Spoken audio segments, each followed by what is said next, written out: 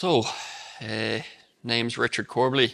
I'm an unusual position of I'm a chairman and sometimes cornerback on the football team. So, you sometimes hear of player managers, but there's probably very rarely chairperson managers. Ironically, though, I'm actually the second chairperson manager the second player chairman in a few years, because Alan Carlin was also a player chairman there not so long ago. He took on the role when he was in his early 30s, and I've done something similar. So yeah, look, Kilmainham Wood's been a big part of my life all my life, and some of my earliest memories were going to games. Dad's bringing me to games, watching some of the great teams with Ray McGee and Ray Madden and Larry McCormick, and them lads have been already here, watching them lads play and winning. I remember them winning the big quarter final against Dundee in a replay, and then beating Screen, and then losing to Dunshaughlin in a game where actually the man of the match would go on to be my brother-in-law, Niall Kelly. So that was kind of funny. I didn't know him then, but yeah, it's funny how occasions like that you don't know who you'll meet long term. But Kilmainham has always been a big part of my life. But to be honest, yeah, playing football has been it's been a wide range of emotions. So like some of the players here earlier were talking about regretting not winning more senior championships. For me that's just so many worlds away, because so much has been tough years, I would say. Like a lot of underage, we were counting heads to see if we could get a team, and then going out and losing by 40 points. Like that was kind of a theme of it for a long time. And then even when I kind of did become 19, I had a very good year. My first year I actually got player of the year, and enjoyed the football that year. But again, we were losing a lot of games, and that kind of team continued for quite a while. So a lot of my career, it's probably not a great fact about myself, but I've probably lost a lot more games than I've won. But the win and losing is it's important to win, and it's good to win, and it's easier when you're winning. But you do play because it's your community. You play because it's part of you. It's always fun, to have a bunch of lads who you know and who are in your area and playing football with them. And I think without football, these small villages in Meath in Ireland would be a much worse place in terms of just the general atmosphere, just the general kind of feeling, the general upkeep, the general just having people who care about the place. I suppose I'm a politics teacher. That's my profession. I'm a history and politics teacher. But there's a famous book which was produced in the 90s. It's called Bowling Alone, and it discussed about how Americans were no longer participating in as much group activities. How people were doing more things on their own, and that was people going to bowl alone rather than community involvements. And I think we're seeing now America, a lot of people are saying, what's happened? Why are people so angry?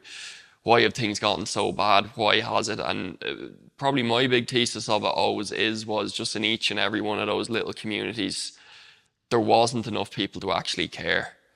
There wasn't enough people to keep the whole thing going, to keep the show on the road, to keep a good facility that everyone can keep, to keep a good facility that everyone can go and train, can go and have the crack. It's more important than ever now, with like social media being some people's main form of connection. Yeah. So it's like it's not real life. So having a community and like people getting together, like football is one of the last things to kind of keep that alive.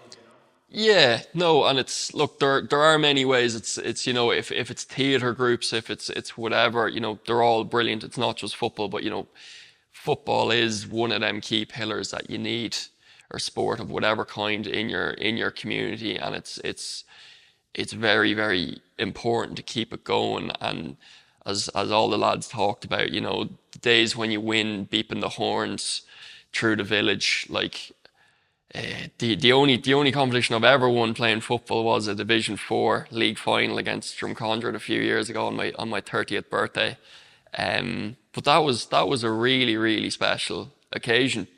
And it probably did mean an awful lot to me because I'd never actually won anything apart from that. But it was going back to the village, going to the pubs with the cup that, that did mean so much. And I think that's what we knew we need to keep in Ireland. And as they've been saying, it's a lot of the same families who've been kind of keeping it going. Obviously, I'm the third generation of chairman of Corbally in this club, which is a big deal. But that's not to say that any new families who've come here, they are very welcome. Dara Smith, who just talked, his dad transferred a while ago, but yeah, and there's many other families who've come to the area and kind of set up roots and playing. And once you play, it's great to have the community spirit, the involvement, and all that. And that is the reason I do this.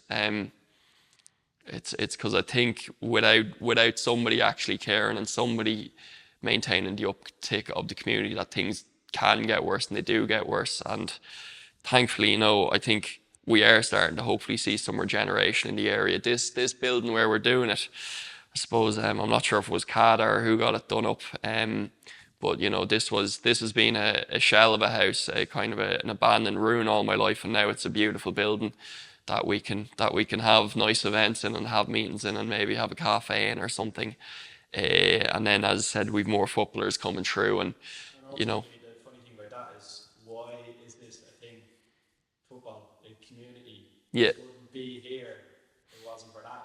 yeah, And the one thing I want to get your take on it, the thing I think is extraordinary is about GAA is like, it's the one thing where people get involved in and there can't be the motive of career or money that can never come into it, whereas everything else in life pretty much can be monetized. So there is that thing of kind of going, I'm passionate about this, I want to take it further. So talk to me a little bit about that, what you're taking that. I suppose, probably, as you said, nearly everything is becoming monetized. We're getting very deep on this now, but yeah, no, look, it is maybe more akin to a religion than a lot of other things, and that, like, it takes a certain amount of effort, a certain amount of belief, a certain amount of something deeper than just what's in it for me. It is, as you probably saw, as you might have saw, the connection of when the different people are about and bouncing off each other. It is the crack. It's something more than just everyone who gets involved in it knows it's not just for themselves. And if you're in it just for yourself, you're in it for the wrong reasons.